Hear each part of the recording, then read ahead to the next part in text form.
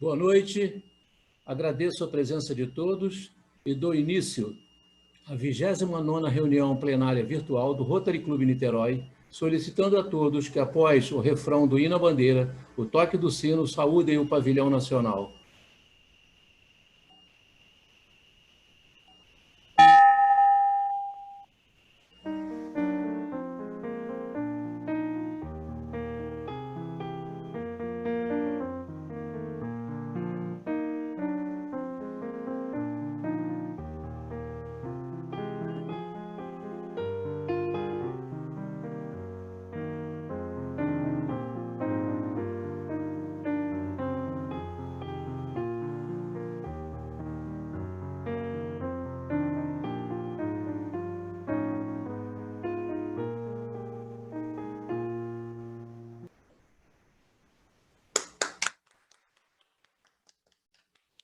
Dando continuidade à nossa reunião, convido agora e convoco para a tribuna virtual o diretor de protocolo, Joel Coelho dos Santos Júnior. Por favor, Joel.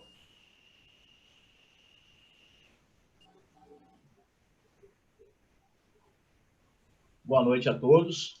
Na tribuna, Joel Coelho dos Santos Júnior, associado representativo, Rotary Clube de Niterói, classificação empresário, cartão de descontos, no atual período, segundo o protocolo. Vamos dar início, então, à nossa reunião plenária pela plataforma Zoom, hoje a cargo da Comissão de Imagem Pública, Subcomissão de Desenvolvimento Comunitário, onde teremos a palestra com o tema Conversando sobre Alzheimer. Contamos com os palestrantes, Dr. Davis Dalblib, médico geriatra, e da gestora Advagline Freund-Farian, da Sociedade Beneficente das Damas Israelitas do Rio de Janeiro. O protocolo passa agora a nominar os presentes à reunião, começando com a nossa mesa presidencial, composta pelo nosso presidente Paulo Belchior e esposa Roseli Belchior, aonde o protocolo solicita uma saudação rotária. Vamos começar pelos nossos companheiros, convidados, que estão presentes em nossa reunião. Primeiramente, com a nossa governadora 2019-2020, Leila Alves. Maria Preperto Socorro, presidente da Casa da Amizade. Cláudia Márcia, presidente do Rotary Clube de Niterói Norte. Zeneida Apolônio, do Rotary Clube Niterói Norte. Helena Lobato, do Rotary Clube de Carangola. Contamos também com Sara Klajman, Jenny Clarnet, Félix, Mauro Rodan, Aristeu Gonçalves, do Rotary Clube Niterói Norte, Ângela Ricome, do Rotary Clube Niterói Norte, dos presentes Marcelo Hess, Marinete, Marivete, Maria Lúcia Veloso, Ida Levakov, Cleusa, Bárbara Mendeia. Contamos também com a presença dos nossos companheiros do Rotary Clube de Niterói, Eliane Barreto Gomes, Lili, Elizabeth de Almeida Santos, Idelbrando Afonso Filho, João Carlos de Carvalho, o nosso GD Justiniano Conhasca, Maria Aparecida Amin de Carvalho, Maria Helena Pereira, Fabrício Petraglia, Regina Lúcia Almeida Coelho dos Santos de Pinho, Ricardo Fonseca de Pinho, Rosa Cláudia da Silva Ribeiro, Selma Maria Lima Antunes da Cruz Coelho, Silvia Maria Faiciotti e Elizabeth de Almeida Santos. A todos o protocolo solicita uma saudação rotária e desejo uma excelente reunião. E, ao final, retorno para fazer o complemento dos faltantes. Obrigado, presidente. Muito obrigado, Joel. Ricardo, você acionou aí a mãozinha, aí já tirou, né? Bom, dando continuidade à nossa reunião, eu tenho algumas comunicações para fazer, porque é de interesse do grupo da Rotary Clube Niterói. Semana que vem, a nossa reunião vai ser instalada uma assembleia sobre a visita do governador. Solicito a todos os companheiros que estejam presentes. É importante a presença de vocês. Na semana seguinte, que acontece o dia 23, 24 e 25, dia 23, nós vamos estar em festividade do Rotary Clube nos clubes de Niterói, em relação ao aniversário do Rotary Club, de 116 anos de Rotary. Nós vamos ter uma reunião em conjunta com todos os clubes no dia 23. No dia 24, será a visita do governador de Rotary distrital aqui na região. E dia 25, reunião do nosso clube com uma palestra sobre conflitos, né? Sobre paz e conflitos. Dando continuidade à nossa reunião, convido agora a secretária Maria Helena Pereira para fazer as sociais, por favor, à tribuna virtual.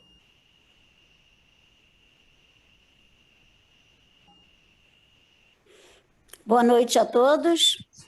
Na tribuna virtual, Maria Helena Pereira, associada representativa do Rotary Clube de Niterói, com a classificação Secretaria Executiva, e nessa gestão, segunda secretária. Em nome da Comissão de Companheirismo, vou fazer as sociais, que consta hoje dos aniversariantes desta nossa semana vigente. A todos eles, muitos parabéns antecipados e que Deus os abençoe abundantemente. No dia 11, hoje, é nossa companheira Vera Lúcia Moretti, uma companheira queridíssima, meiga, sempre pronta a ajudar. É muito importante para nós essa companheira, muito, muito. Todos eles são, mas essa é especial porque é tão meiga. No dia 12, é o dia da Júlia, filha da Rosa Cláudia e do Eldebrando Afonso, nossos companheiros também do nosso clube. E dia 16, temos mais uma companheira festejando o aniversário, Sabrina Faciotti Torres.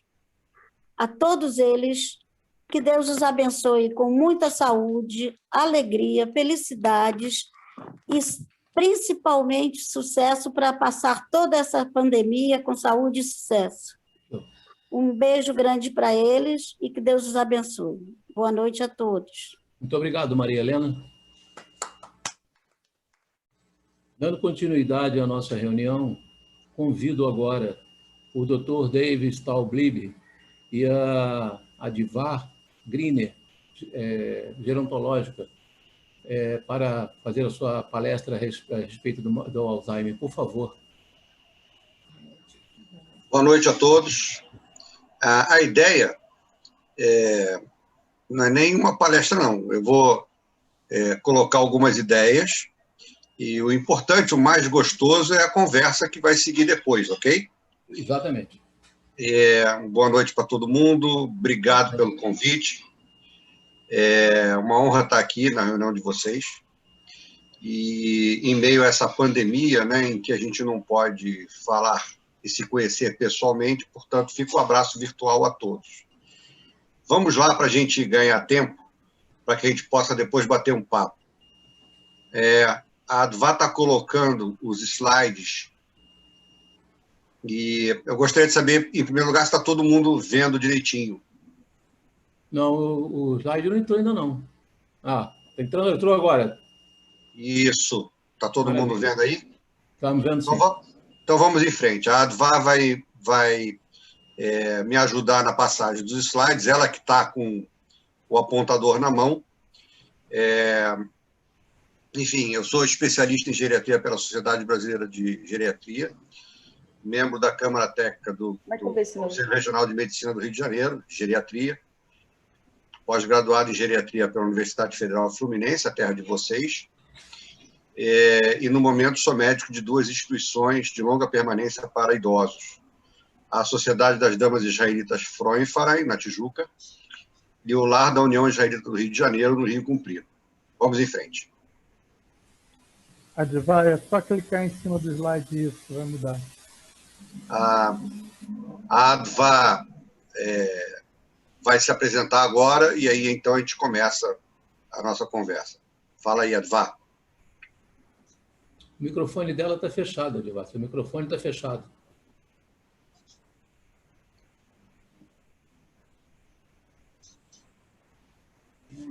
Ricardo, libera o microfone da Advá, por favor.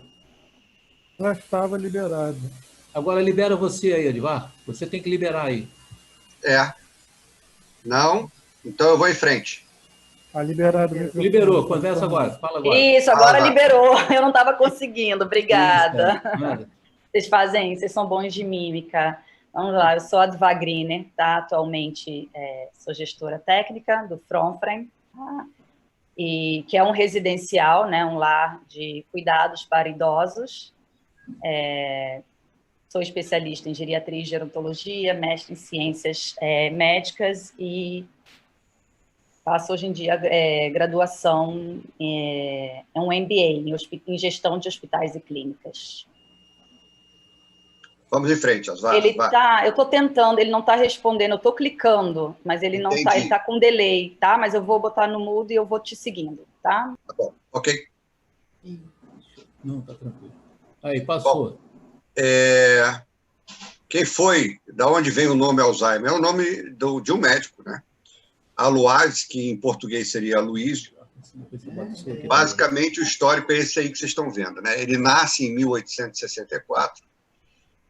Em 1906, morre Auguste D., que é o nome da paciente no qual Alzheimer descreve pela primeira vez e publica pela primeira vez a doença. Né? Em 1907, então, ele publica o trabalho que leva o seu epônimo de doença de Alzheimer. E em 1911, ele publica mais um trabalho sobre a doença.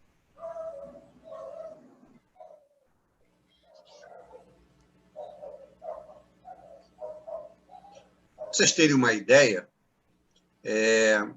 o que é a doença de Alzheimer?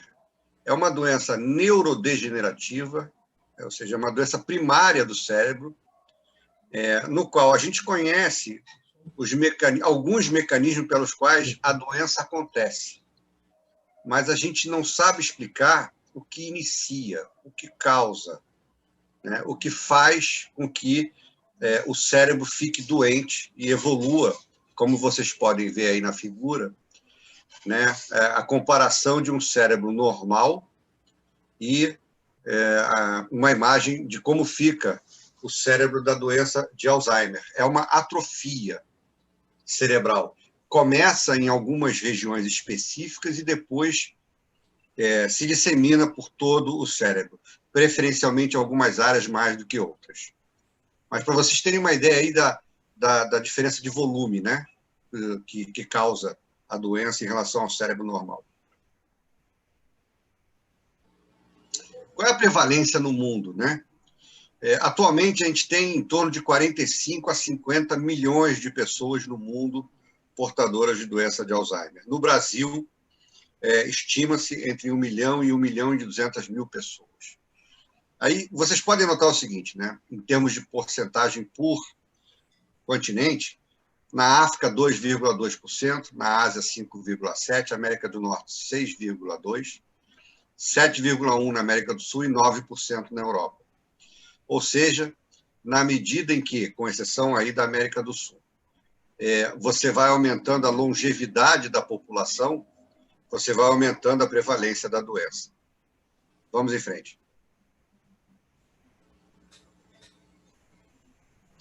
Então, esse é o retrato da nossa paciente, Auguste D.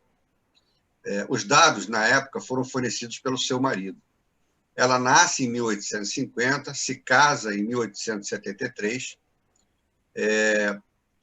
uma filha sadia, com 3 irmãos saudáveis. A mãe faleceu aos 64 anos, e em 1901, quando inicia as manifestações da doença em Auguste, ela reclamava que seu marido tinha um romance com a vizinha. E como é que ela evoluiu?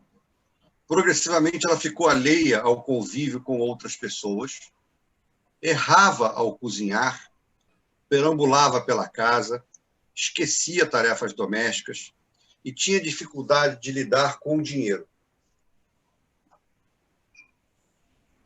Em 1901, ela é internada. Notem que nós estamos falando de 120 anos atrás, em que os loucos e afins eram internados para observação e cuidado.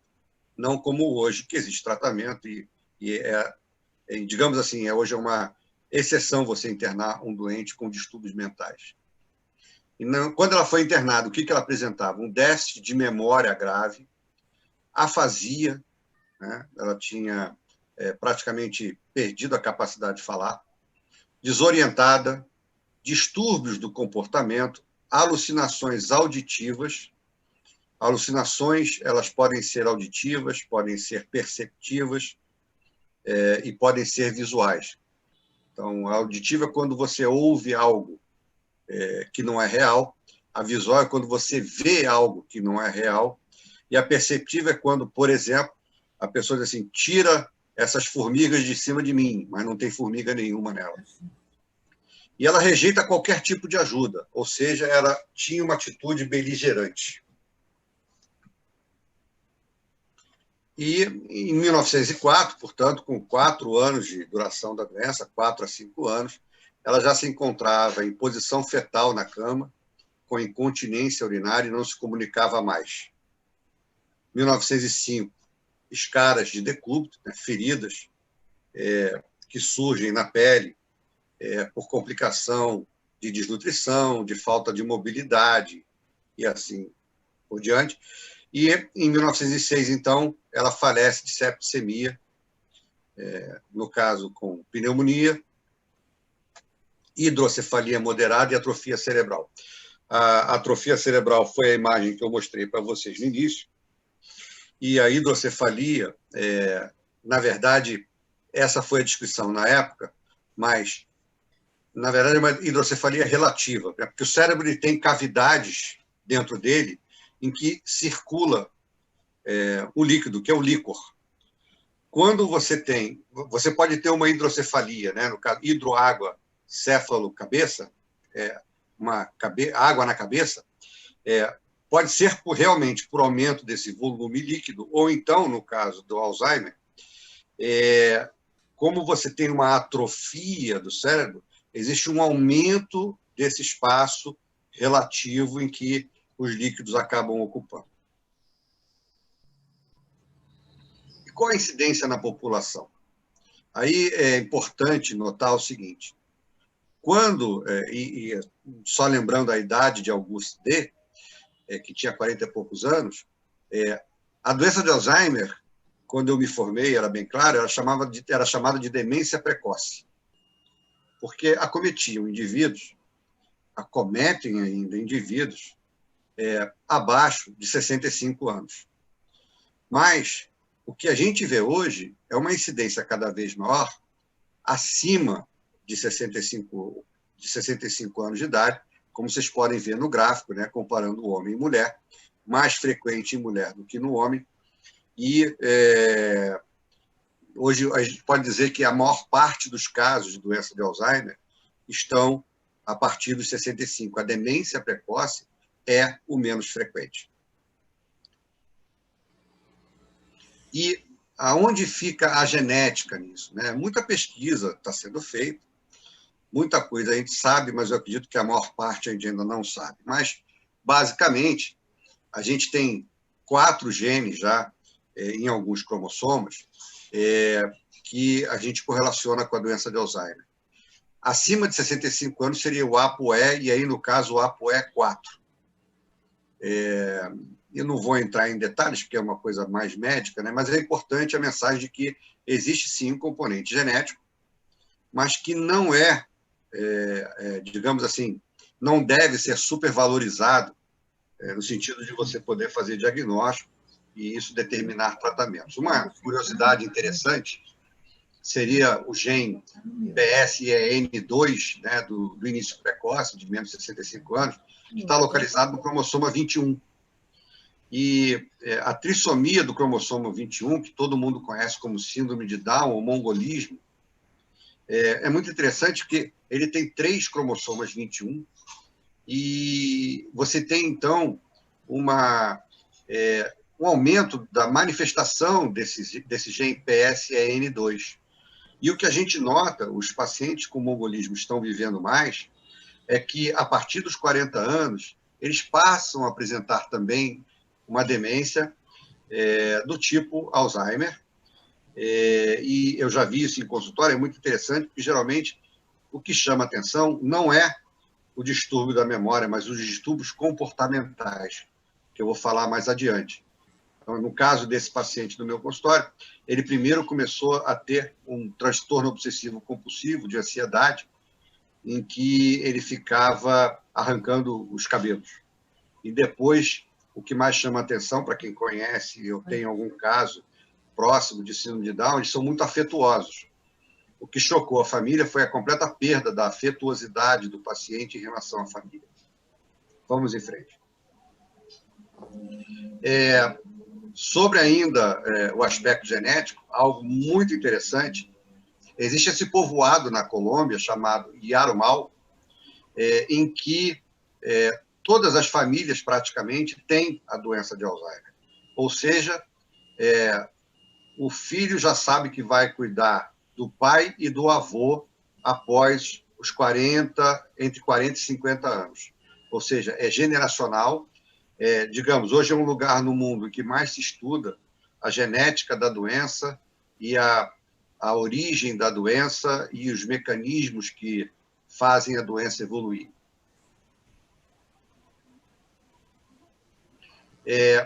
Esse gráfico demonstra o seguinte: a linha vermelha mostra o acúmulo do beta-amiloide, né, do A-beta. A linha verde, da proteína tau. O beta-amiloide e a proteína tau são marcadores da doença de Alzheimer. Notem que começa a acumular beta-amiloide e proteína tau bem antes da demência se estabelecer, né? Que é o último gráfico, eu estou vendo vermelho, um vinho escuro, pode ser marrom, né? Onde você tem demência, né? Então, a gente sabe que a doença começa muitos anos antes do diagnóstico. É isso que esse gráfico costuma mostrar. A outra coisa que o gráfico mostra é que primeiro começa a disfunção amiloide da proteína tau, depois você tem consequências para a estrutura cerebral e o que chama a atenção é os distúrbios da memória, mas o que causa o pior desgaste no paciente, na família, nos cuidadores, são os distúrbios comportamentais com o tempo, né? Ou seja, o que aqui no gráfico é chamado de função clínica. Outra coisa que eu chamo a atenção no gráfico notem que no momento em que está se desenvolvendo toda a fisiopatologia da doença, a doença já está lá, mas o paciente está normal. E o CCL, que seria o comprometimento cognitivo leve, é aquele paciente que estou esquecendo, mas isso faz parte da idade. Quando, na verdade, seria já o que a gente poderia chamar de um pré-Alzheimer. E aí, como é que a gente diagnostica? Na medicina, você tem dois tipos de diagnosticar, duas formas de diagnosticar as doenças. Uma é o diagnóstico positivo, o outro é o diagnóstico quando você exclui outras causas. Então, um exemplo, se você faz o exame de sangue, o colesterol está alto, então esse é um diagnóstico positivo. Se o doente tem tosse, febre, catarro, dor torácica, você ausculta, faz um raio-x, você vê a imagem da pneumonia, é um diagnóstico positivo. O problema da doença de Alzheimer é que o diagnóstico definitivo só pode ser feito com biópsia cerebral, pelo menos no que a gente tem de conhecimento hoje em dia. Nesse caso, então, você não vai sair fazendo biópsia no cérebro das pessoas que você suspeita. Então, o diagnóstico é um diagnóstico por exclusão. E você segue alguns critérios.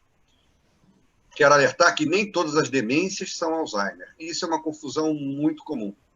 Ah, doutor Davis, o paciente tem Alzheimer. Não, ele tem demência. E mais à frente eu vou explicar o que é isso. O Alzheimer, a doença de Alzheimer é a doença mais comum causando demência. Tá? Mas existem várias outras causas. Nós, na verdade, temos mais de 55 causas de doenças não reversíveis, que é outro conceito também que eu vou passar para vocês. Você tem, então, a história do paciente, as entrevistas estruturadas e os testes. Você deve sempre investigar demências reversíveis, é verdade, existem demências reversíveis, que eu vou citar mais na frente. Você tem os métodos de neuroimagem, de preferência a ressonância magnética, às vezes uma cintilografia associada à tomografia, e a tomografia de crânio. Tudo vai depender de onde está o indivíduo e a capacidade que existe de diagnóstico onde ele vive. E o eletroencefalograma, muitas vezes, é importante para o diagnóstico da doença no início e no acompanhamento mais tarde, porque as epilepsias são comuns nos extremos da vida, na infância e no muito idoso. E muitas vezes pode se manifestar como uma pseudodemência, um quadro de epilepsia temporal, por exemplo. Então, naquilo que eu falei, nem todas as demências são Alzheimer. Você tem a demência vascular, por exemplo. O que eu gosto de didaticamente dar o exemplo é o seguinte: na doença do Alzheimer, o cérebro é uma doença primária dele em que ele diminui de volume e atrofia. Na demência vascular, é como se você cortasse um queijo suíço e nesse queijo você veria todos os buracos no queijo. A demência vascular nada mais é do que os fatores de risco para a aterosclerose influenciando no cérebro, diminuindo a vitalidade desse cérebro na medida que os anos passam e, portanto, sua função. Ou seja, hipertensão arterial, diabetes, as doenças dos lipídios, as dislipidemias, o colesterol elevado, e assim sucessivamente, tudo isso agindo no terreno vascular, fazendo com que o cérebro fique doente. A demência frontotemporal é outro tipo de demência que acomete principalmente a parte anterior do cérebro, anterolateral do cérebro, e o indivíduo, muitas vezes, o que chama atenção é a perda precoce da capacidade de falar e da capacidade de planejar e resolver a vida. A demência dos corpos de Levy, logo a seguir a demência associada à doença de Parkinson, o corpúsculo de Levy é uma característica muito marcante da doença de Parkinson no cérebro, mas existe uma doença em que o corpúsculo de Levy começa em algumas regiões diferentes da doença de Parkinson e causa uma demência com parkinsonismo. Ou seja, é uma tríade de rigidez, tremor e bradicinesia, ou seja, a pessoa fica rígida, os movimentos são rígidos, a pessoa treme, principalmente nas mãos, e os movimentos passam a ficar mais lentos. E assim tem vários outros, a demência de Huntington, prions e a doença do Kuru, que é uma tribo do Pacífico que se auto-extinguiu, porque eles eram canibais. Quando o indivíduo morria, eles comiam a pessoa e comiam o cérebro da pessoa. E o Kuru era uma doença demencial do cérebro, por prion, ou seja, é uma doença, a gente costuma dizer que contagiosidade é com vírus, bactérias, mas o prion seria uma proteína infectante. E então a tribo ingeria o cérebro, portanto, com o prion e ficava doente. A demência cólica, a demência associada ao vírus HIV e assim por diante. Vamos em frente.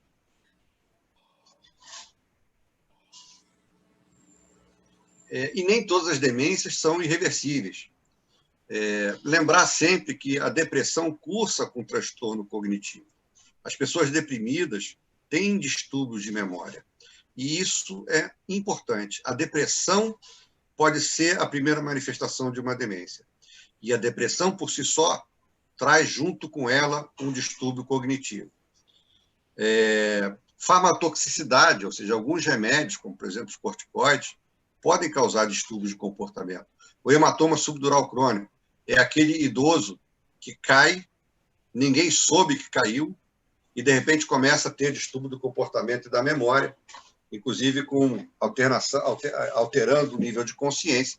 Quando você faz a tomografia, tem um acúmulo de sangue entre a calota, o osso e o cérebro. Tumor cerebral é importante, a história de alcoolismo, infecção por HIV, sífilis. Alguns imperadores romanos entraram na literatura clássica como portadores de distúrbios comportamentais e dementes por causa da sífilis. O hipo e o hipertiroidismo, ou seja, as doenças endócrinas causando pseudodemência, tudo isso você trata e reverte. E doenças autoimunes, como, por exemplo, o lúpus eritematoso sistêmico, também pode afetar, não só por causa da doença no cérebro, como, por exemplo, como eu citei lá frente, o uso de corticoides para tratar a doença que pode causar psicose. Depressão e demência. Eu queria reforçar isso, né? A depressão pode ser o primeiro sintoma da demência. Notem, o paciente com demência do tipo Alzheimer pode ter depressão antes até de se queixar do problema da memória. E que a depressão por si só também está associada ao transtorno cognitivo. Tem que ficar atento, o médico tem que ficar atento, a família tem que ficar atenta. Para isso, existem critérios, né, para separar, no caso aí, transtorno cognitivo leve e demência. Lembra do gráfico que eu mostrei para vocês? Que a doença começa muitos anos antes, depois aqui que a pessoa é completamente normal, mas o cérebro já está doente. Depois você tem o que a gente chama de transtorno cognitivo leve. E é importante deixar claro aqui que muitas vezes nem todo paciente com transtorno cognitivo leve ele vai evoluir para uma demência, para uma doença de Alzheimer. Muitas vezes esse sim o esquecimento do passar dos anos. Não necessariamente ele vai evoluir para uma demência. Então, como separar uma coisa do outro? Muitas vezes é difícil. Não tem como você dizer, só o tempo acompanhando o paciente, se o paciente com transtorno cognitivo leve assim permanecerá ou vai converter para uma doença de Alzheimer. Mas, basicamente, você tem um comprometimento da memória no transtorno cognitivo leve, através dos testes cognitivos, a preservação das demais funções cognitivas, ou seja, a pessoa consegue gerenciar a sua vida familiar, consegue gerenciar a sua vida profissional e assim sucessivamente. O desempenho independente nas atividades de vida diária, ou seja, ele é independente para a sua higiene, independente para tomar banho, para comer, para planejar a sua vida, para pagar suas contas e assim sucessivamente. Não existe a síndrome demencial, que está do lado direito, em que, além disso tudo que eu falei para o transtorno cognitivo leve, a pessoa tem distúrbio comportamental, por exemplo, depressão, ansiedade, agitação, insônia, agressividade, e uma perda progressiva de desempenho das atividades de vida diária. Portanto, o transtorno cognitivo leve, eu gostaria de chamar a atenção, não preenche critério para demência, é uma queixa super comum em consultório. Eu diria que não tem um dia no meu consultório, eu faço consultório todos os dias, que não apareça alguém dizendo, doutor, estou preocupado com a minha memória. E aí, a primeira coisa é excluir. Vamos lá, distúrbio do sono. Se você não pergunta, a pessoa não diz. Mas basta perguntar, você dorme bem? Você vai descobrir que 8 em 10 vão responder que não. O uso crônico de benzodiazepínicos. Os benzodiazepínicos, todo mundo, eu tenho certeza, aí conhece. Vou citar os nomes e todo mundo vai fazer assim com a cabeça, eu tenho certeza. É o Lorax, é o Lexotan, é o Frontal, é o Valium, é o Rivotril, que era o que a gente tinha no arsenal terapêutico na décadas de 80 e 90. Hoje nós temos outro armamentário de medicação, mas esses remédios, com o tempo, causam transtorno cognitivo. Portanto, o transtorno cognitivo pode ser feito colateral de medicações, pode estar relacionado ao transtorno de ansiedade, depressão. Como, Davis? Muito fácil. Não é que a pessoa está esquecida, ela está desatenta. E no momento que ela está desatenta, no momento que ela não consegue focar, ela vai se sentir como estivesse com a memória prejudicada, o que não é verdade. Doenças crônicas e degenerativas, sempre alcoolismo e uso de drogas.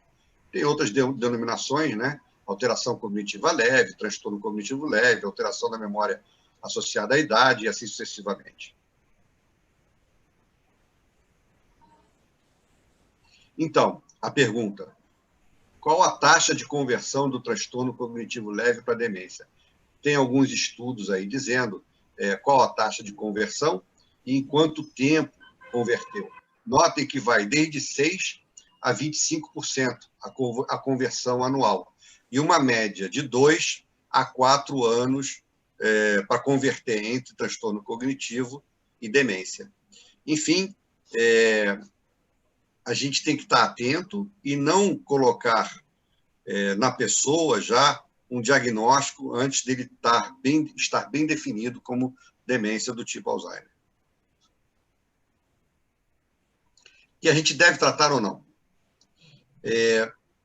Os inibidores da colinesterase, que basicamente são 3 remédios que temos no mercado, eles estão aprovados somente para demência, não para transtorno cognitivo leve. Difícil prever se haverá ou não a conversão. Alguns pacientes com transtorno cognitivo leve se beneficiam do tratamento. Cada caso deve ser discutido e individualizado com o paciente e a família, porque o tratamento tem custo e as consequências sociais e familiares de um diagnóstico de pré-demência que pode não ser verdade.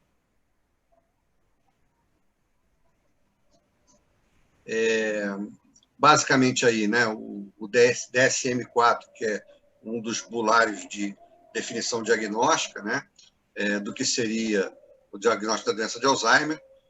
Ele diz múltiplos déficits cognitivos, incluindo a memória, um déficit suficiente para interferir e causar prejuízo social ou ocupacional, e deve apresentar declínio comparado de funcionamento prévio. Ou seja, muitas vezes o diagnóstico de demência ele vai sendo fechado com o tempo.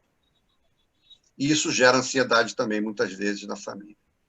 E existe também do Instituto Nacional, o NIH americano, entre DA provável, definido e possível. Notem que na definida é só aquele com biópsia ou necrópsia positiva. Vamos em frente. Uma vez que você, então, define o diagnóstico, você tem que estagiar. É aquela história, né? A demência leve, moderada ou grave. Esse quadro te dá uma ideia, mais ou menos. Quando não há decréscimo cognitivo nem funcional, normal. Quando existem queixas subjetivas, você pode chamar de transtorno cognitivo leve ou associado à idade. Quando há déficit em ambiente de trabalho, idem. Agora, se você já requer auxílio para tarefas complexas, seria leve. Se você requer auxílio para a escolha de vestuário, moderada. Se você requer auxílio para vestir, banho e higiene, moderadamente grave. Quando a linguística fica seriamente afetada, não deambula e não ri, você tem uma demência grave. Isso aí, gente, é só uma forma didática para que vocês entendam o evoluir da doença. Não é tão fácil assim, muitas vezes, você classificar o estágio da doença. E aí, depois de tudo que eu falei, vocês conhecendo o caso de Augusto D., o que se podia fazer em de 1900 a 1906 por ela? Muito pouca coisa. Orientação e suporte aos familiares, estrutura asilar, cuidados de higiene, alimentação e contenção. Hoje não. Hoje você pode estagiar essa doença com vários exames de imagem de laboratório, você tem tratamento com remédios e tem o tratamento sem os remédios. Para vocês terem uma ideia, os remédios que hoje nós utilizamos, até hoje, 2020, foram desenvolvidos entre 1980 e o início do século XXI, até 2003. E só. A doença realmente deu uma estacionada, tem muito pouca novidade nos últimos 20 anos.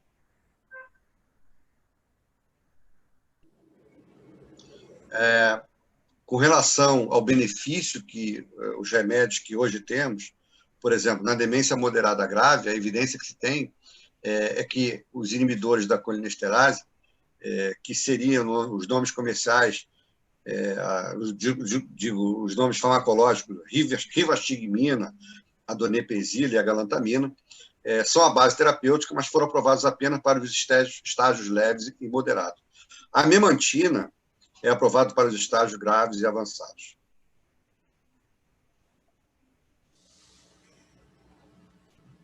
Pode pular esse, Advar. E esse quadro dali ilustra bem, né, de forma surreal, como tudo fica distorcido, inclusive a passagem do tempo, na medida que essa doença devastante evolui. Eu queria agora, então, passar a palavra para a Advar, e ela vai, então, abordar o que a gente pode fazer para um doente com Alzheimer, além dos remédios que a gente tem hoje. Com a palavra, Advar. Bom, então, eu vou dar continuidade, tá? E a gente vai seguir falando um pouquinho, tá? De forma resumida, é difícil falar tudo que tem para fazer, né? Mas a gente vai falar um pouquinho desse manejo dos cuidados, o que precisa ser considerado e contemplado nesse gerenciamento dos cuidados de uma pessoa com a doença de Alzheimer. Tá? Então, o principal desafio está no fato de ser uma doença que exige uma capacidade física e emocional, muita criatividade e sabedoria para lidar todos os dias, né, com uma pessoa portadora dessa doença, que muitas vezes ela não está propriamente doente, mas sim em um estado mental alterado e ainda é capaz de realizar todas as atividades plenamente. Então, é preciso ter muito preparo, tá, para lidar com o avançar dessa doença, com a progressão dessa doença, e, na verdade, o que acontece, o que a gente vê na maioria dos casos, é que a pessoa, quem cuida, ela cai nessa função, tá? E muitas das vezes ela não está preparada e muitas das vezes ela nem quer estar nesse papel. Outros desafios não. Os desafios são conhecer sobre a doença, seu processo de evolução e sobre as decisões da família. Então, é uma doença que ela é progressiva e a gente precisa, né, como cuidadores e familiares, pensar com antecedência. Normalmente a gente não faz isso. Quem vai se responsabilizar? Quando vai decidir que é hora de colocar um cuidador, né, ou transferir a responsabilidade? Momento certo de interditar, às vezes, né, pensar numa curatela, optar por maneiras alternativas de conseguir alimentar e até mesmo interferir no curso dessa doença, que no final acaba levando à morte. Tá? Outro desafio é que a evolução ela não é linear, tá? E não existem regras validadas para todas as pessoas e circunstâncias. Isso é um fator de confundimento para o familiar, né? Porque um dia ele está bem, ou ele não consegue desenvolver uma atividade, de repente ele passa a conseguir ter um desempenho melhor, e aí a gente vê a família esperançosa de que agora vai, né? Agora ele vai melhorar. E, na verdade, isso é muito característico da doença e claro, que existem algumas situações que muitas pessoas, muitas famílias, em diferentes espaços, elas enfrentam todo dia e noite, e os profissionais de saúde que lidam com o tratamento do Alzheimer, eles conhecem, claro, a gente tem algumas orientações a passar, mas a maioria das vezes, né, um caso não pode ser comparado com a evolução da doença de Alzheimer para uma pessoa é diferente, um diferente do outro, tá? E trata-se também de uma doença progressiva que pode cursar por até 20 anos. Então, a função de cuidar de uma pessoa com Alzheimer, ela se torna uma experiência muito dolorosa, é muito frustrante para quem cuida e bastante estressante, tá? E aí, lembrando, o Dr. David falou bastante a respeito disso, mas é importante sempre reforçar que não é só a memória que é afetada, né, que sofre. Normalmente, a gente só percebe que tem algo de errado, né, quando a memória está afetada, mas antes disso, a gente já, né, a gente conversa com familiares, ele diz, ele ficou ranzinza, ele está mais preguiçoso, ele está mais teimoso, e o que está acontecendo, na verdade, é que ele está com dificuldade de realizar as tarefas, né, as palavras fogem, tem uma desorientação, pode ter dificuldade de elaborar um raciocínio, tem alterações frequentes de comportamento, mudança na personalidade, esse preguiçoso é porque ele perde a iniciativa para fazer algumas coisas, tá? Algumas tarefas que ele sempre realizou, né? Ai, mamãe, né? A gente escuta muito, mamãe sempre gostou de cozinhar e agora ela perdeu o interesse. Então, realmente o que acontece é uma perda da identidade, né? O paciente, essa pessoa doente, ela perde a sua identidade e muitas vezes ela deixa de ser reconhecida pelo outro também. E aí, qual é o objetivo diante desse cenário, né? É cuidar, né? A gente chama de manejo dos cuidados, e o objetivo é melhorar a qualidade de vida, não só da pessoa portadora de Alzheimer, como também dos seus familiares, pelo maior tempo possível, tá? Isso vai incluir tratamento das condições médicas coexistentes, então é controlar o diabetes, é ficar de olho na pressão, evitar que ele vai ter instabilidade postural, né, que é maior risco de queda. Então, evitar que ele caia e tenha alguma fratura e, com isso, piore o quadro da demência, do Alzheimer, tá? Coordenação dos cuidados entre os profissionais da saúde, Então, vão surgir, além do médico, né, daqui a pouco eu vou falar a respeito disso, mas outros profissionais, precisa ter uma regência, né, desse grupo de profissionais, manter as atividades de vida diária, né, que são o tomar banho, o se alimentar, escolher a roupa, como ele vai, né, se vestir, e a autonomia, né, que é a gente, se ele ainda é capaz de ir ao banco e fazer alguma coisa referente às contas, ao financeiro, permitir que ele faça dentro da capacidade dele. Incluir em atividades, né, o que pode melhorar o humor, fazer as intervenções comportamentais, que o Dr. Davis falou, né, de quadros de agitação, de depressão, e impedir agravamento e sofrimento e da sobrecarga do cuidador. E aí, quem cuida? Sempre a família, né, até perante a lei, né, mas a responsabilidade ela acaba recaindo sobre a família, e é ela quem acaba arcando com todo o peso físico, emocional e financeiro desses cuidados. Muitas vezes a família ela consegue se organizar e dividir os diferentes papéis, né? Então a gente tem alguém que acaba sendo eleito e que cuida, mas alguns, né, às vezes têm mais filhos e conseguem dividir. Um paga, um leva ao médico, um fica um final de semana, né? Isso pode ser dividido e às vezes não. A gente encontra muitas vezes um eleito, né? Um familiar ali cuidando e sobrecarregado. Às vezes eles conseguem contratar um cuidador, tá? E esse cuidador ele pode ser formal, alguém que fez um curso, alguém que estudou para desempenhar esse papel.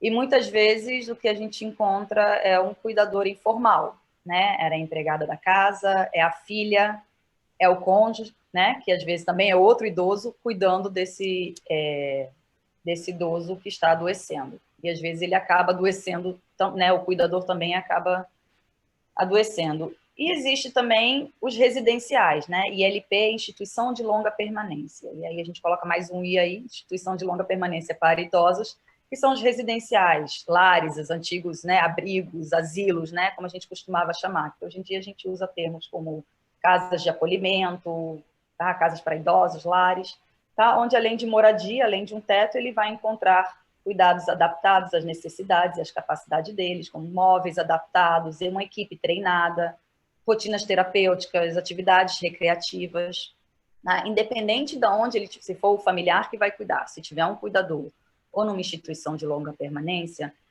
sempre é importante uma equipe de cuidados para dar esse suporte, tá? Não precisa ser todos esses profissionais e também não se limita a esses profissionais. Eu listei aqui profissionais de saúde, mas pode ter necessidade de uma assessoria jurídica, você pode precisar contratar um arquiteto para replanejar o espaço, tá? Fazer pensar uma obra de adaptação de um banheiro, de uma cozinha, tá? Mas no campo da saúde, a gente tem um geriatra, tá?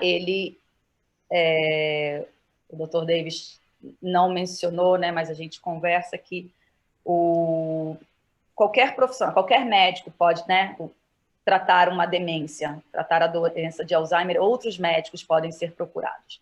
Mas é o geriatra que vai saber fazer essa conversa, né? Conduzir essa equipe multidisciplinar que acaba surgindo em torno dos cuidados para dar esse suporte e também incluir a família e os cuidadores nessa rede, tá?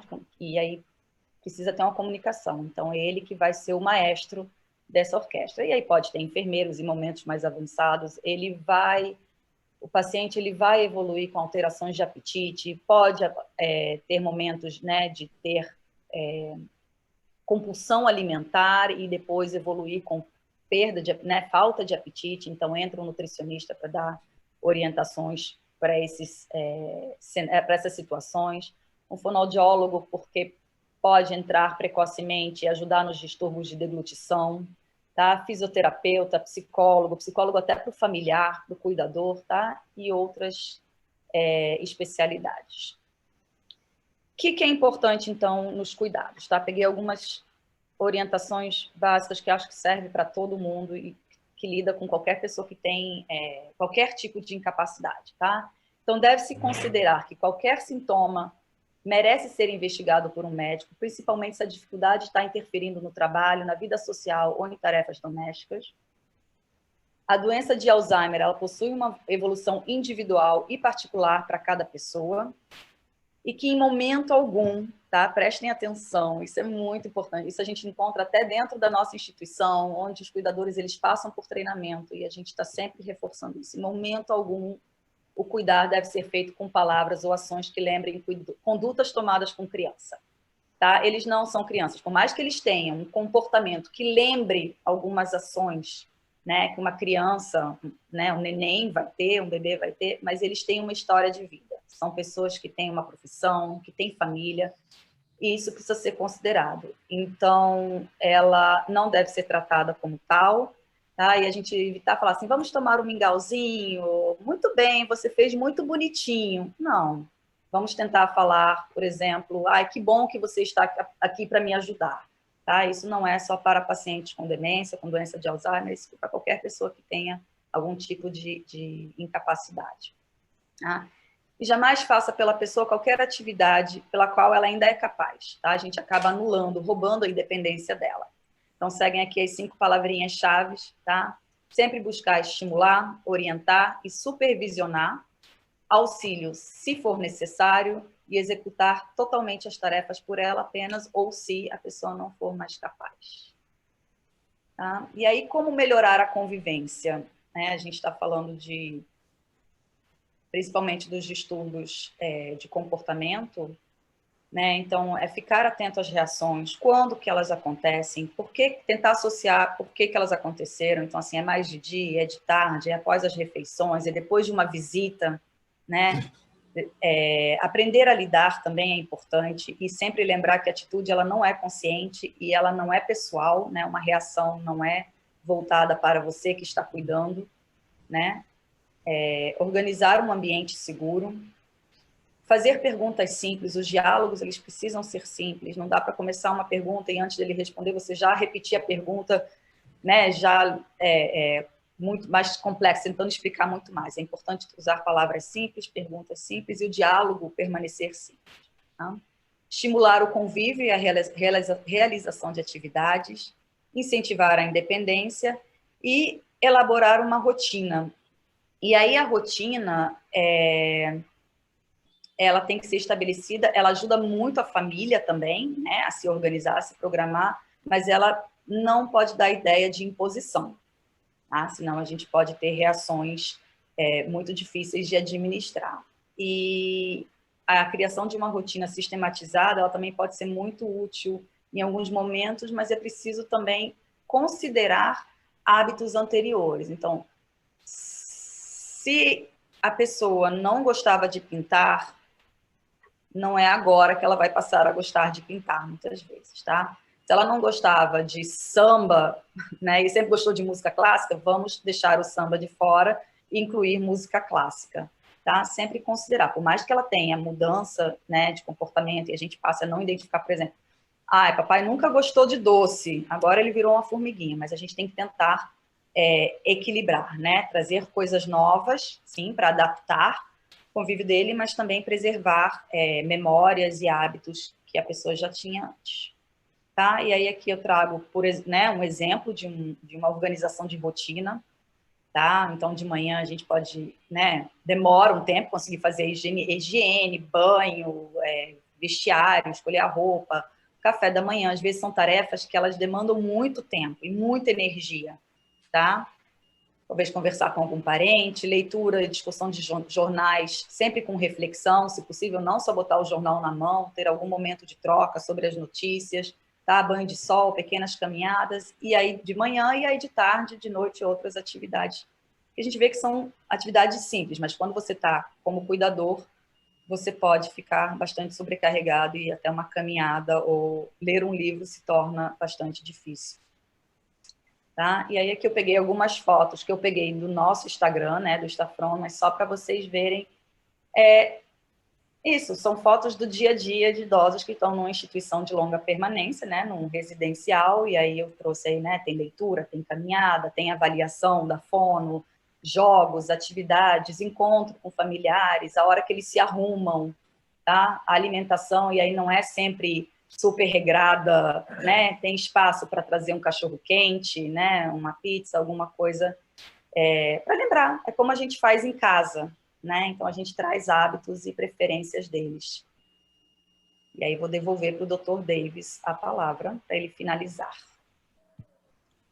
Muito bom, Advá. Só para vocês, eu acho que todos perceberam o quanto a Advá não precisava de slide nenhum para falar tudo o que ela falou, né? Ela está à vontade, porque esse é o dia a dia dela, é o dia a dia que eu venho presenciando os anos que a gente já está convivendo junto, cuidando dos nossos moradores, dos nossos idosos com demência ou não. Advá, você foi ótima, adorei, parabéns. E aí, eu gostaria de deixar, para fechamento, uma mensagem para aqueles que cuidam dos pacientes com Alzheimer, e depois uma mensagem para todos nós. O Richard Bach, né, que escreveu o livro Fernão Capelo Gaivota, né, ele tem essa frase: eis aqui um teste para verificar se tua missão na Terra está concluída. Se estás vivo, é porque ainda te falta terminá-la. Então, é muito difícil cuidar de um paciente com demência, é muito difícil cuidar de um paciente com Alzheimer, mas se ele ainda está vivo e você também, é porque tem alguma coisa ainda a ser feita. E o próximo,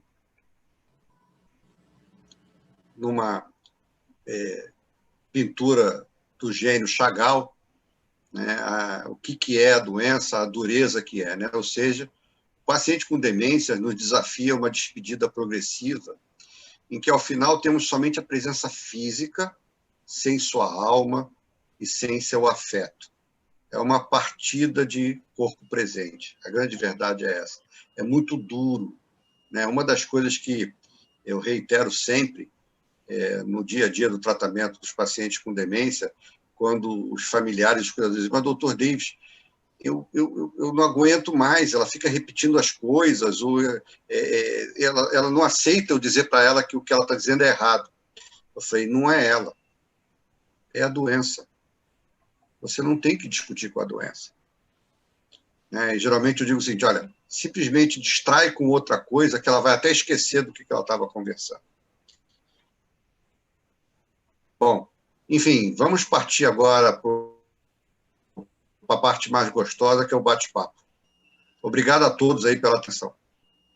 Dr. Davis e Agrivar, em nome do Rotary Club Niterói e em meu nome, eu quero agradecer pela excelente palestra que foi proferida hoje e que nos trouxe conhecimento.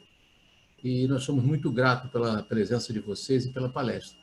Nós vamos dar agora continuidade abrindo os microfones para todos, para fazer pergunta ao Dr. Davis e até a Advar. Mas quero pedir que, ao desejar fazer pergunta, levante a mão para fazer a pergunta, para que o Ricardo possa controlar. Me parece que a Regina já levantou a mão, Ricardo. Por favor, libere para ela. Boa noite a todos.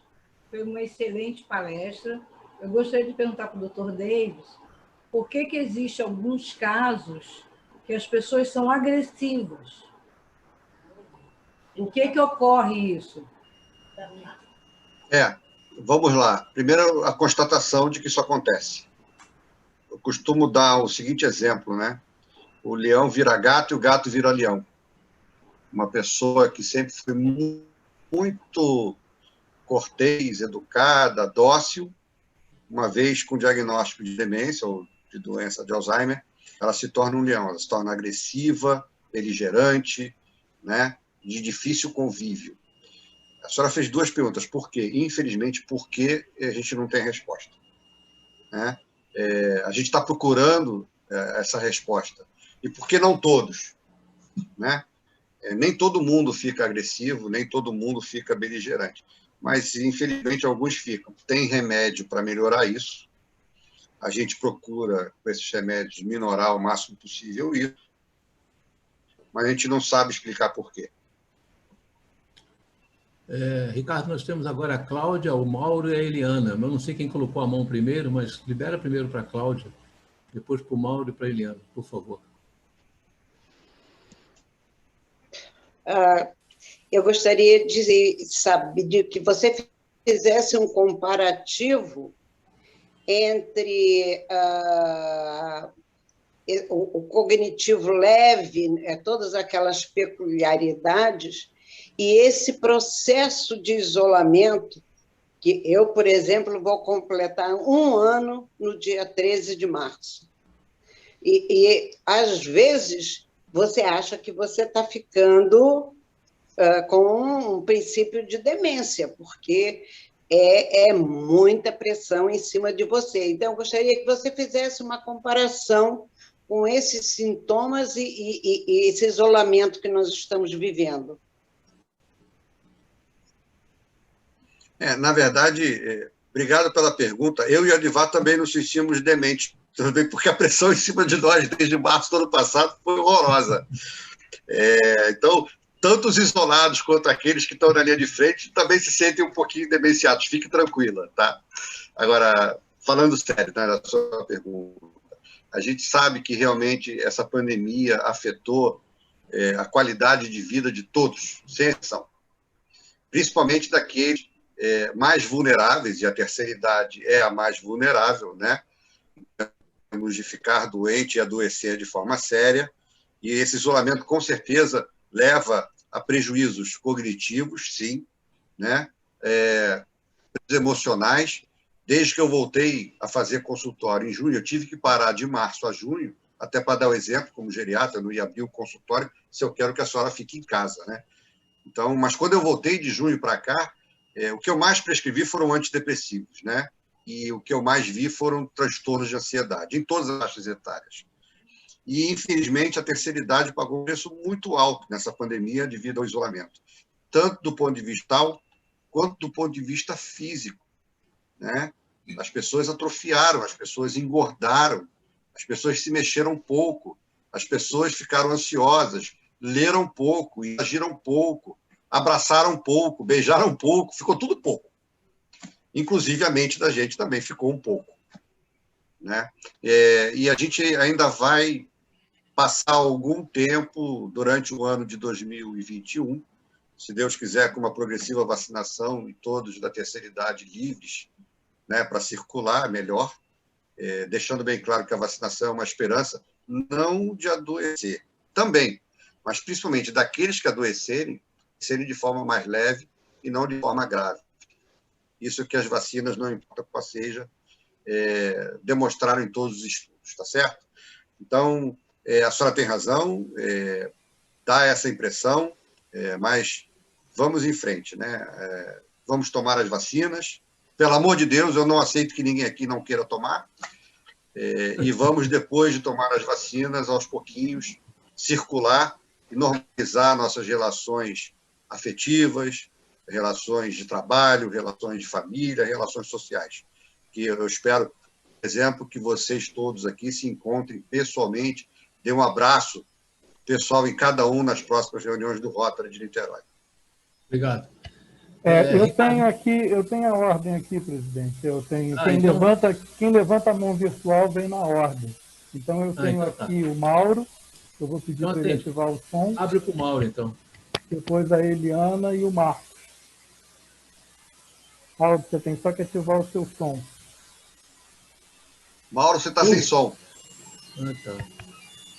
Mauro Rodinho está sem som. Opa, ele tinha ativado e eu desativei sem querer. Ativa de novo, mano. Está sem som, Mauro. Você tem que ativar. Mauro, você tem que ativar o som, por favor. Agora, vai. Então, passa para a Eliana, então, por favor. Depois a gente chama o Mauro. Eu acho que eu desativei. Agora está ativado. Então tá. Em primeiro lugar, eu queria parabenizar o Rotary pela oportuna e tempestiva oportunidade em que ele vem apresentar esse tema que eu acho que é tão importante para nós da terceira idade. E se não for para aqueles da terceira idade, pelo menos da primeira e segunda idade que tem em sua família alguém com esse tipo de problema, né? E esse tema é tão importante e tão oportuno que no Enem desse ano ele foi tratado, né? Na redação do Enem desse ano, de maneira subjetiva e também objetiva, ele foi tratado porque tratava dos estigmas das doenças mentais na sociedade, né? Agora, eu gostaria também de parabenizar o Dr. Davis e a doutora Advar, porque a explanação deles foi extremamente didática e eles nos brindaram de maneira imemorável sobre o assunto e me deixaram até um pouco assustado. E digo que assustado pelo seguinte: os índices percentuais da incidência dessa doença na América do Sul é de 7,5%. Ou seja, é um índice que eu acho que poucas doenças atingem esse nível. O Dr. Davis depois pode me corrigir, ou seja, de 7 a 8 pessoas em cada 100 pessoas estariam sujeitos a esse tipo de doença. Então, o que eu pergunto de maneira objetiva ao Dr. Davis e à doutora Advar é o seguinte: como outras doenças têm um protocolo, ou seja, a partir de 50 anos a mulher faz uma tomografia do seio, o homem, a partir de 55 anos, faz exame de próstata. O que ele recomenda a partir de que idade?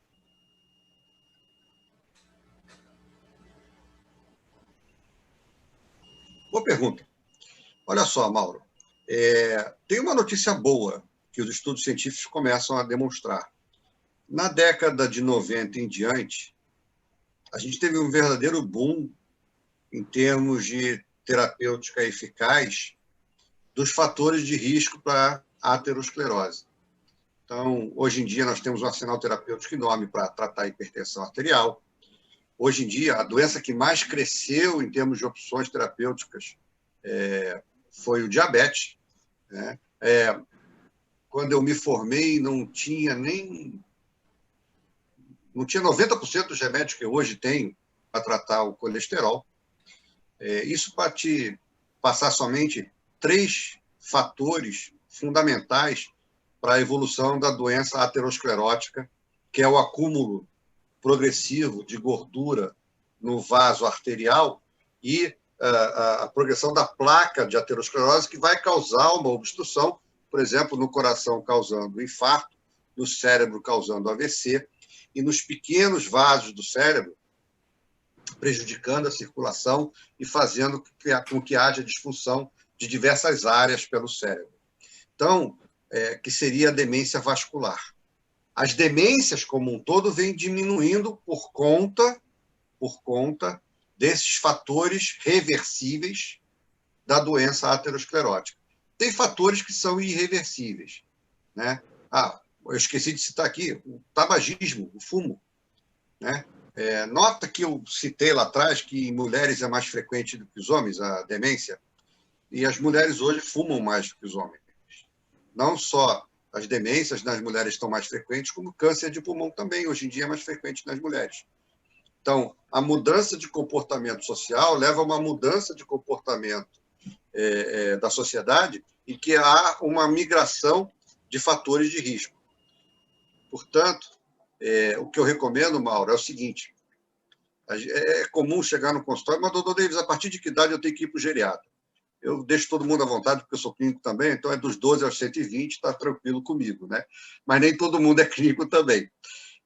Eu costumo dizer o seguinte: olha só, uma criança saudável é um adolescente saudável. Um adolescente saudável é um adulto jovem saudável. Um adulto jovem saudável, um adulto maduro saudável. E um adulto maduro saudável é um paciente de terceira idade, também com uma boa reserva de saúde. Não adianta, por exemplo, você fumar, beber, ter uma vida desregrada como adulto jovem, porque você não vai chegar inteiro como adulto maduro. E como adulto maduro, por exemplo, se você tem as doenças para você controlar, como diabetes, hipertensão arterial, dislipidemia e obesidade, por exemplo, falta de exercício físico, né? Ou seja, essas coisas todas em qualidade de vida, uma dieta não saudável, você não vai chegar bem na terceira idade. A doença de Alzheimer, infelizmente, Mauro, não tem nada que eu possa te dizer para prevenir que ela venha a adoecer. tem à venda no mercado, sem nenhuma comprovação científica. E aqui eu já deixo bem claro para todo mundo que não tenho nenhum receio disso. Hoje em dia se vende muito a tal da medicina ortomolecular. Eu costumo brincar no meu consultório que a medicina ortomolecular, por enquanto, é só para coelho, macaco e rato. Se você não se encaixa em nenhuma dessas três, eu não vou fazer contigo. Porque é só em laboratório.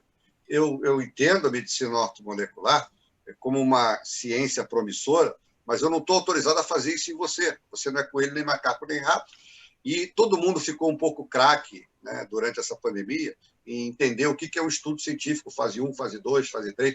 A medicina ortomolecular mal passou para a fase 2. Mal passou para a fase 2, se é que passou. E os poucos estudos que fizeram, com vitamina E, por exemplo, na prevenção de câncer de mama e de doença aterosclerótica com infarto do miocárdio, os trabalhos não foram nada entusiasmadores, muito pelo contrário, provou que não tinha efeito nenhum. Resumindo, para a doença de Alzheimer não tem nenhuma boa notícia por enquanto para você, a não ser, voltando àquele gráfico que eu demonstrei, que a gente sabe que quando você fica doente e chega para mim no consultório para eu diagnosticar e tratar, você já está doente há 20 anos. Então, em ciência, quando você abre uma porta para um corredor, você vai dar num corredor com um monte de portas de novo. E você tem que investigar uma por uma. Então, a gente sabe, se a gente sabe hoje que a doença começa 20 anos atrás, então a gente vai abrir algumas portas e entender o que acontece 20 anos atrás, começar a pesquisar as pessoas, grupos de pessoas, e ver se acha algum fator desencadeante para a gente poder dizer assim, é este fator aqui, vamos fazer isso para evitar que aquilo aconteça. Mas essa resposta ainda está longe, Mauro. Muito obrigado. Carlos, libera para a Eliana agora, por favor. Eliana RW. Oi, boa noite. Obrigada pelo convite aos organizadores e obrigada ao Davis Edvar, que eu adorei a palestra, tá? Ô, Davis, olha só, no início... Você está me ouvindo, Davis? Estou, bem. No início, você falou que antigamente o Alzheimer aparecia aos 45 anos e que agora é mais aos 65, é isso? Não. Olha só. Quando eu me formei, doença de Alzheimer era num livro de 1000 páginas, era um parágrafo. Demência precoce. Tá? E, para te dar um exemplo, Jana, quando eu fiz o meu estágio em unidade coronariana em 1985, os doentes infartados naquela unidade tinham entre 40 e 50 anos. Né? Hoje, os infartados têm mais de 70, 80 nas unidades. Isso é o que você acabou de falar sobre aquele negócio de mudanças de comportamento, de tratamentos, que auxiliou a isso, né? Exato. E a população hoje envelhece muito mais. Então, o que a gente vê hoje, é que a doença de Alzheimer, que antes era só demência precoce, não. Hoje, 80, 95% dos casos de demência são a partir dos 65 anos. Não é mais uma doença rara, entendeu? Tá, mas é devido à mudança de comportamentos ou a que a gente faz? Puramente pelo envelhecimento das pessoas. As pessoas estão vivendo mais. E aí surgem novos fenômenos patológicos na medida que as pessoas evoluem mais. Eu costumo dizer o seguinte, se você hoje ultrapassa a faixa dos 50 a 70 anos, sem câncer... Ele que me desativou. Não, você está ativado, Marcos, nós estamos te ouvindo. Se você hoje ultrapassa 50 a 70 anos e não morre de câncer, muito provavelmente você vai chegar aos 100. Agora, como você vai chegar aos 100 é que é outra pergunta. Eu também acho. Tá bom.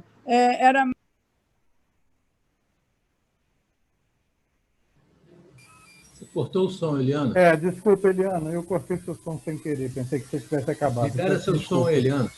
E o Marcos tem que ativar o seu, tá, Marcos? Não, era isso. Uma outra coisa, Davis, eu podia jurar, alguma vez eu já ouvi, não sei se eu ouvi errado, não existe nenhum exame químico que você possa fazer, algum índice de alguma substância para saber se você tem uma tendência a Alzheimer? Eu achei que tivesse. Tem a pulsão licórica. Você faz uma pulsão lombar, já tem até no Brasil, em alguns laboratórios, que você dosa beta-amiloide e proteína tal. Vale a pena? Depende. Vamos lá. Se você é uma piloto de avião dá Gol. Eu vou muito Gol. Então, né, eu tenho que tomar cuidado com você. Você chega no meu consultório com 55 a 60 anos, ainda ativa na carreira, e você tem história familiar, você tem muitas coisas que me levam a suspeitar, mas eu não tenho um diagnóstico definitivo. Num piloto de avião, eu faria a punção lombar, porém, para proteger os passageiros, mas não sei como você se comportaria perante o resultado, entendeu? Eu falei para o meu médico, uma vez, quando eu soube disso, que ele, se ele fizesse esse exame em mim, fizesse sem eu saber para que era e que me tratasse sem saber. Isso eu já falei há 10 anos atrás. Se você descobrisse, você trata sem me falar. Tá bom, é isso aí que eu queria saber. Obrigada, Davis, adorei. Beijo. Libera para o Marco, Ricardo, faz favor. Está liberado já. Obrigado ao Rotary pela oportunidade, ao Davis e à Advar, né, pela palestra e pelas sábias palavras.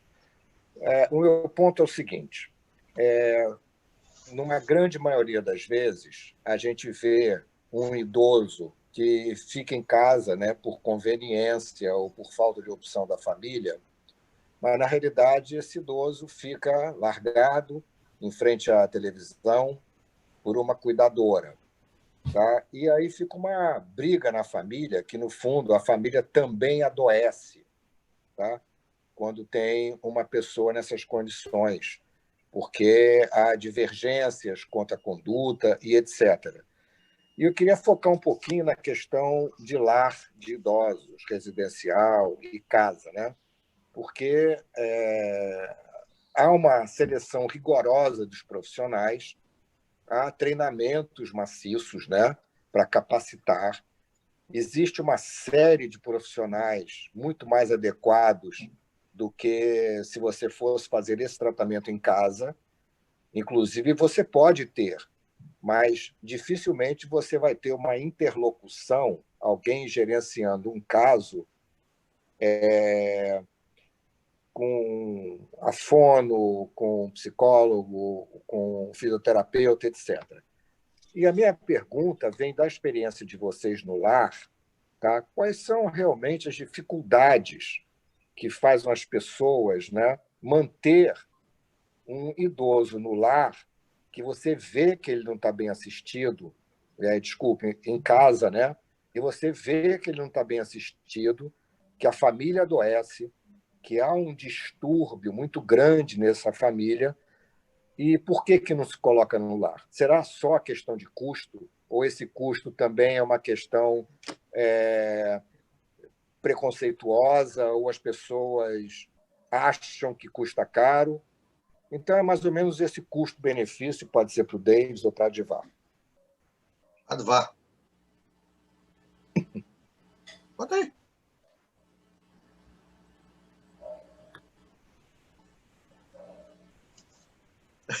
Tá sem som? Tem que achar a Advar aqui para pedir para ela um minuto, o som. Dá o som aí para Advar. Tá, agora ela vai. Pode ativar, Advar. Pronto! Obrigada. Tá em eu fico nervosa. Fica tranquilo. Não desativa mais o seu som, não, Advar. Deixa o seu e o do Dr. David ativado, tá bom? Vou tentar. Tá bom. É que acontecem barulhos aqui, por isso que eu estou também de fone, acontecem barulhos, mas vamos lá. A primeira coisa a ser respondida assim, é uma questão cultural, e isso, Marcos, está assim, no Estatuto do Idoso, tá? Em todas as legislações está escrito que a responsabilidade é da família, tá? E aí isso entra na questão cultural, onde aqui no Brasil a gente... Sim, enxerga a família como a responsável por suprir esses cuidados, né? A primeira opção, a primeira escolha. E existe muito preconceito, né? A questão de que se eu botar num lar, eu estou abandonando o meu pai, a minha mãe, né? A minha tia. Então, tem essa cultura de que esse histórico de que são depósitos de idosos, né? Vou falar diferente essa frase, depósito de velho, né? É assim que escuto. Eu lembro bem nova, no início da adolescência, com aquela aquele show de horrores quando entraram na clínica da Santa Genoveva, né, aqui no Rio de Janeiro. Então, assim, isso me marcou numa época que nem tinha escolhido ainda trabalhar com geriatria. Então, assim, essa é a imagem que a gente tem das instituições, a gente precisa estar, né, isso é uma oportunidade da gente estar participando e estar falando para o público, né, muitos provavelmente já pensaram dessa forma, né? Eu vou cuidar, e aí alguém botou aqui nos comentários, né? Eu cuido de uma mãe e de um pai com demência, né? E aí eu fico me perguntando a sobrecarga dessa pessoa, e se ela já fez, né? Ou pelo menos foi procurar um lugar para ajudar, né? Nesses cuidados. Olha em casa. Tá? E a questão é isso. E aí também tem que desmistificar a questão do custo, porque manter um idoso em casa também é muito caro, né? Talvez num momento inicial nem tanto, né? Mas aí à medida que a doença ela vai avançando e você tem que começar a colocar, né, outros profissionais, né? Botar cuidador, e às vezes não é o cuidador, são 3 cuidadores, porque, né, precisa começar a organizar 3 plantões, né? Porque tem a legislação, então você vai ter 3 pessoas para fazer plantões de 24 horas, e aí você precisa botar cuidador, aí tem o médico, tem a enfermeira que vem ver curativos ou ver algum tipo de cuidado, então isso se torna muito caro, tá? E aí tem que se fazer, cada família conhece os gastos e tem que colocar na ponta do lápis, né? Sugiro que ligue para alguma instituição, escolha 2, 3, converse, vê, né, com pessoas que têm essa vivência, se sabem, se indicam alguma instituição e tem que colocar na ponta do lápis, né? Não é um serviço barato, né? As instituições, elas precisam, elas vão te oferecer todos esses profissionais, né? E muitas vezes vigilância, móveis adaptados, refeições, né? Várias refeições e adaptadas, então também é um serviço caro, porque eles precisam... isso, cuidar de um idoso é caro, imagina cuidar de 40, 60 ou até mais numa instituição. Então, assim, cada família conhece os seus gastos e vai ter que botar na ponta do lápis, vale fazer a pesquisa e ver, né? Às vezes você, né, tem que pagar, né? Às vezes o idoso mora num apartamento, onde o apartamento é dele, mas tem que pagar IPTU, ele já não usufrui de todos os serviços do condomínio, mas toda essa equipe para cuidar, mais a segurança, né? Quem é que está cuidando dele? Quem, né? É a cuidadora, ela é de confiança, né? A gente tem N situações aí de roubo, maus tratos, então, pronto, a questão do custo, ela vai ser para cada família avaliar, tá? Mas quanto à responsabilidade, por que as pessoas não colocam numa instituição, ou demoram tanto, tá? Só vou abrir mais um parênteses aqui. Muitas vezes, quando os idosos chegam ao Fronfren, eles já estão com um quadro de demência de moderado a avançado, muitas vezes já avançado, né? Eu costumo dizer que a última mala deles é para mim, é para o Fronfren que eles fazem. Então, eles não vêm precocemente, eles não vêm buscar atividades, eles não vêm buscar uma vida mais regrada, rotina. Não, a família entrega para a gente quando ela já não tem mais condições mesmo de cuidar. Tá? Então, é a questão cultural mesmo. Assim, quando ela não aguenta, ela já não tem mais recursos, aí ela recorre a uma instituição. Obrigado, Edivar. Ricardo, libera para Maria da Conceição, por favor. Boa noite, companheiros, presidente, queridos amigos. Conceição Mendonça, do Rotary Clube São Gonçalo Paraíso. Agradecer o convite, parabenizar o clube pela excelente atuação e grandes palestras que vem trazendo, e hoje também parabenizar aos palestrantes. Eu sou fisioterapeuta, tenho formação pela UF em pós-graduação de gerontologia interdisciplinar e passei 2 anos ali no Mequinho, trabalhando na atividade exatamente com as diversas demências.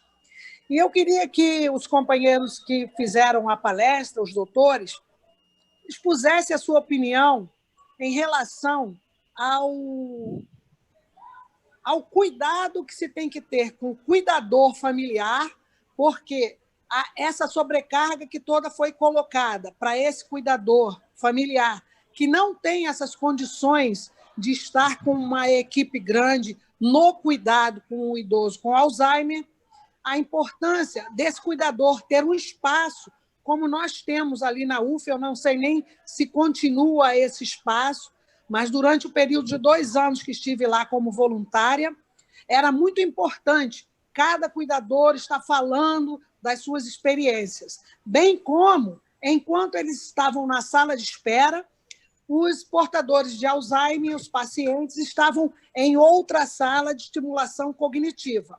Então, eu gostaria que os convidados, os palestrantes, fizessem um apanhado da importância de termos espaços como este, que a UF oferecia, não sei se ainda está vigente, mas que é de suma importância, no meu entendimento, para a estimulação de todas as atividades de vida diária, das relações, enfim, e do cuidado que deve se ter também com o cuidador, que muitas das vezes também adoece. E o paciente, o portador de Alzheimer, ele fica aquém de qualquer situação que esteja existindo ali próximo a ele.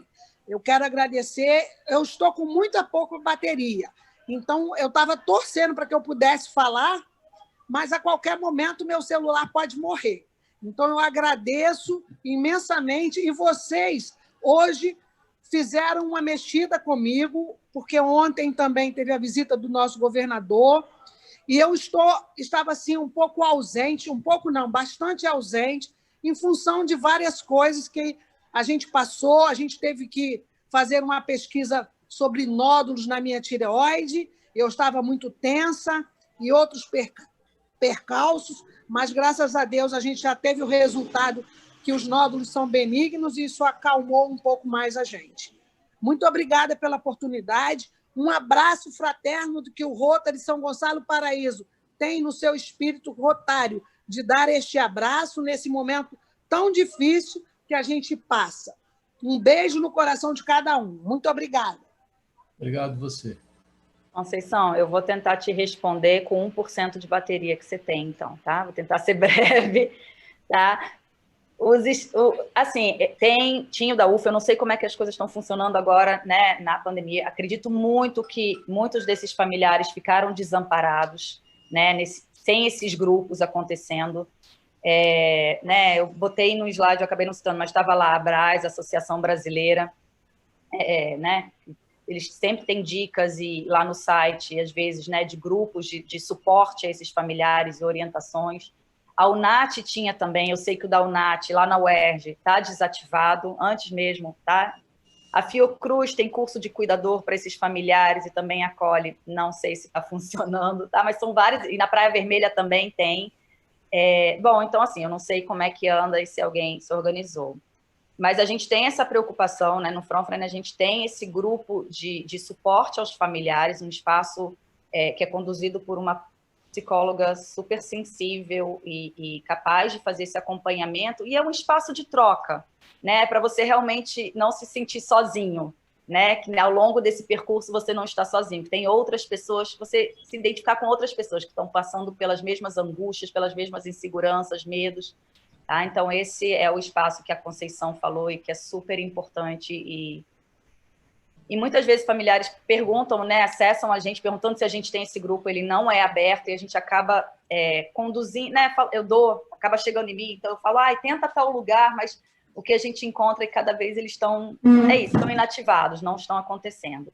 E para os pacientes que ficam alheios, eu acabo até voltando para a pergunta do Marcos, né, essa questão assim, do idoso estar em casa, ele está seguro, pelo menos ele está em casa, né? Mas às vezes colocar ele sentado o dia inteiro porque ele está com a cuidadora, ou até na cama porque ela já não consegue mais transferir ele, né? Então ele passa a comer na cama, ele passa a assistir TV na cama, tomar banho na cama, tá? Os estímulos, por menores que eles sejam, eles são importantes. Ele tem que sair da cama, ele tem que ver pessoas circulando. Então, se ele está em casa e a família vai almoçar, mesmo que ele se suje, que é importante que ele esteja em algum momento com outras pessoas, né? Eu acho que as instituições de longa permanência, elas acabam forçando esse convívio, né? Que em casa, às vezes, eles ficam escondidos, né? Isolados dentro da casa, Tá? E aí existem centros de, existem muito poucos também, tá? Esses espaços, eles são realmente, somos carentes desses espaços, mas os centros dias também são espaços para eles passarem, o famoso creche do vovô, a creche do vovô, né, onde eles podem passar o dia com algumas atividades, às vezes oferecem refeições também, mas também são poucos espaços assim. Viu? Você ainda está aí, Conceição? Mas vou acrescentar uma coisa rápida e importante. Nenhuma corrente é mais forte do que seu elo mais fraco. Arrebenta. E lá a gente tem, no modelo Mequinho, que foi o modelo que me formou, né? Eu fiz minha pós na UF, uma reunião multidisciplinar regular, mensal, e no qual você tem o feedback de todos os profissionais. É muito melhor e diferente fazer o tratamento de acompanhamento de um paciente com Alzheimer dessa maneira. A fonoaudióloga traz um feedback, o pessoal da arte-terapia traz um feedback, o psicólogo, a nutricionista, a enfermagem, enfim. Não dá para você ouvir todo mundo, por exemplo, no consultório. Numa instituição, no modelo Mequinho, no nosso modelo, com certeza.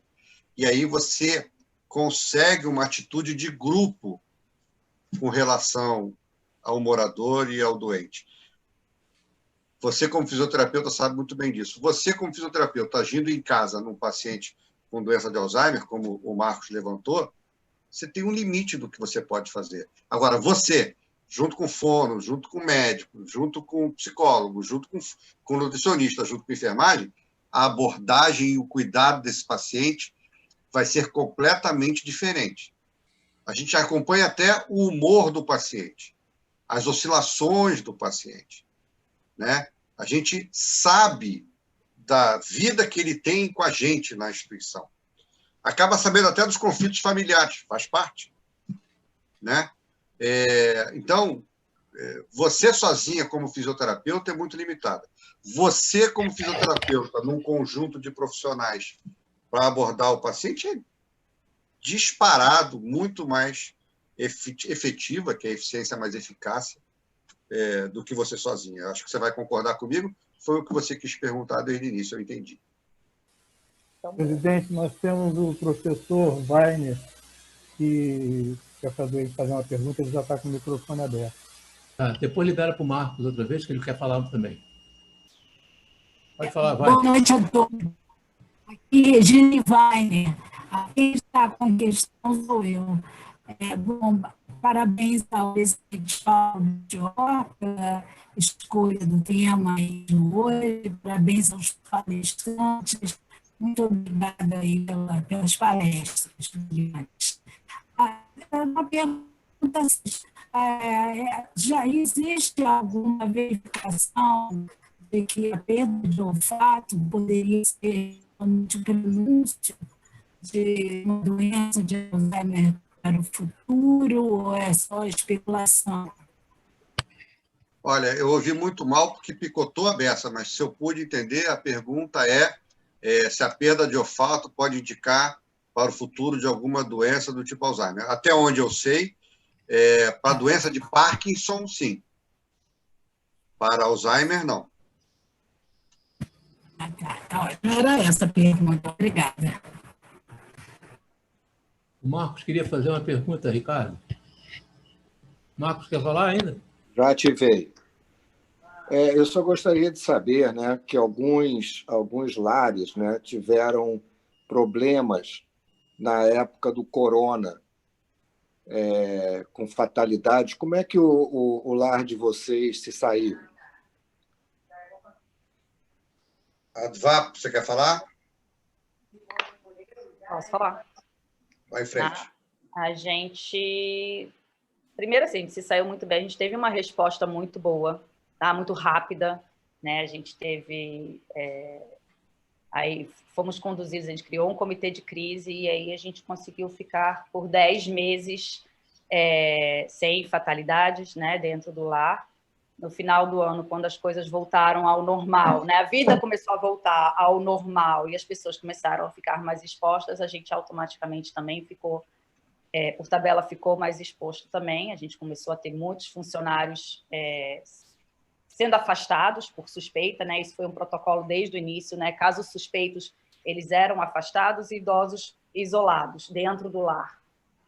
E aí, no final do ano, a gente teve uma situação, né, de vários funcionários afastados, nos fechamos mais uma vez, tivemos fatalidade, mas aí agora a gente está mais uma vez recuperado. Mas sim, várias instituições tiveram surto de Covid logo no início e ao longo dessa pandemia, né? A gente ainda é muito suscetível, por mais que as vacinas tenham já iniciado, e algumas instituições hoje já receberam a segunda dose, né? A gente sabe que a gente ainda tem que aguardar um pouquinho. E como o Dr. Davis fala, não existe um protocolo definido para o que vai acontecer daqui para frente, a gente vai sempre tateando e sempre a gente coloca um pé para frente já com o outro atrás se a gente precisar recuar, tá? Mas aí a gente considera que o Fronfrem teve um bom desempenho, sim, tá? Foram ações certeiras e quando ficou inevitável, a gente também foi atingido, mas é isso, rapidamente nos recuperamos também. Davis, quer complementar? Basicamente, o que diferenciou a primeira onda da segunda é que quando a primeira onda veio junto com uma tentativa de lockdown, mas que tirou bastante da circulação da cidade as pessoas. Já na segunda onda, não. Na segunda onda, o movimento de transportes públicos, a liberação do movimento social, isso tudo tornou impraticável você... não foi à toa que teve a segunda onda, tornou impraticável você prevenir da maneira que nós conseguimos prevenir na primeira. Mas, na medida do possível, a gente conseguiu um bom resultado, na minha opinião. Alguém mais quer fazer perguntas? A Zeneida, libera para a Zeneida, Ricardo, faz favor. O som, desativei. Eu gostaria de perguntar ao Dr. David se a pessoa que faz, na idade de 50, 60, 70 a 80 anos, exercícios físicos moderados, caminhadas, e tem história familiar de Alzheimer, se ajuda a retardar essa doença. Então, vamos lá. Já que os neurônios são irrigados, né? Então, foi a boa notícia que eu dei na pergunta do Mauro Rodin. As demências, de uma forma geral, estão diminuindo porque a gente está, na medida em que a gente consegue com que as pessoas façam o que a senhora falou, uma vida ativa, exercício físico, uma dieta saudável, tratar as doenças que são fatores de risco para a doença aterosclerótica, não fumar. Então, na medida que as pessoas tomem todas essas atitudes para a saúde delas mesmas, você vai diminuir o impacto disso no cérebro e você vai ter um cérebro mais saudável. Agora, mesmo fazendo isso tudo, isso eu quero deixar bem claro, se tiver uma predisposição genética para desenvolver a demência do tipo Alzheimer, que é uma doença primária do cérebro, infelizmente não vai escapar. Mas cria-se o que eu chamo de uma reserva biológica. Né? A pessoa consegue retardar tudo, não só do cérebro, na saúde do indivíduo como um todo. E se ficar doente, tem mais... É que nem uma poupança a longo prazo, né? Para quando você precisar parar, você ter de onde retirar. Exatamente isso, é uma poupança biológica. Para a pessoa que tem essa atitude a favor da vida, né? Ela com certeza vai ter uma reserva biológica boa para enfrentar tudo. Obrigado. Alguém mais tem outra pergunta para fazer? Pode levantar a mão fisicamente também, se não souber colocar a mãozinha lá, não tem problema não. Vou dar mais uma olhada aqui para ver. Eu acho que o Aristeu quer fazer uma pergunta, Aristeu. Levantou a mão. Não. Libera para ele aí, Ricardo, para o Aristeu. Ele tem que liberar o som dele, já está... Libera o som, Aristeu. Ele tem que ativar o microfone. Ativa seu microfone, Aristeu.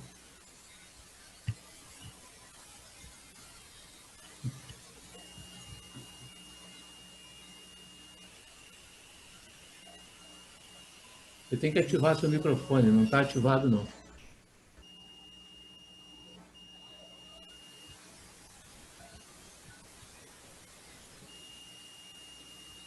Está difícil lá. Não está funcionando, não. Bom, mais ninguém quer fazer pergunta? Bom, então eu vou, dando continuidade à reunião, eu quero agora convidar o diretor de protocolo, Joel Coelho dos Santos Júnior, para completar o protocolo. Por favor, Joel, a tribuna virtual. Obrigado, presidente. O protocolo retorna à tribuna para nominar os presentes após a primeira fala, né? Vou começar com nossos visitantes.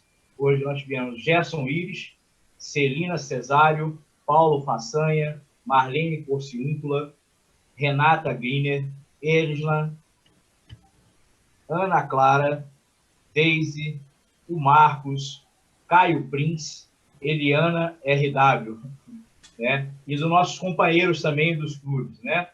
Marinei Cleis, do Rotary Clube Praias Oceânicas, Conceição, do Rotary Clube São Gonçalo Paraíso, Riva Costa, do Rotary Clube Niterói Norte, Alice e Joelson, do Rotary Clube Campos Guarulhos, Márcia Caristiato, do Rotary Clube de Nova Friburgo, os professores Weiner e Regina, do Rotary Clube Niterói Norte, e dos nossos companheiros Vera Lúcia Conhasca, Eliane Ernestina Rodrigues, Maria Lúcia, Matilde Conte, Cleusa Cavalcante. E é isso, presidente. A todos, agradeço a presença e principalmente os nossos palestrantes. Uma excelente palestra. Muito obrigado a presença de todos e dos nossos palestrantes. Muito obrigado. Eu queria agradecer ao Dr. Davis, a Advar, pela excelente palestra, pelo tempo que se dispôs em nossa reunião para esclarecimento tão importante de conhecimento necessário para que possamos, de alguma forma, ter o cuidado de, previamente, diagnosticar o nosso familiar para levá-lo ao médico, quando inicia com uma situação desse tipo. E é de muitíssima importância o conhecimento que nos foi passado. E, por isso, o Rotary Clube Niterói agradece a vocês pelo empenho, pelo trabalho e pelo carinho com que se dispuseram a participar da reunião conosco. Agradeço também aos governadores presentes, aos companheiros, visitantes, e o Rotary Clube está sempre de portas abertas para todos que quiserem participar de nossas reuniões. Foi um prazer tê-los conosco. Partimos agora para o encerramento da nossa reunião plenária e solicito que, após o toque do sino e o refrão do hino à bandeira, saúdem o pavilhão nacional.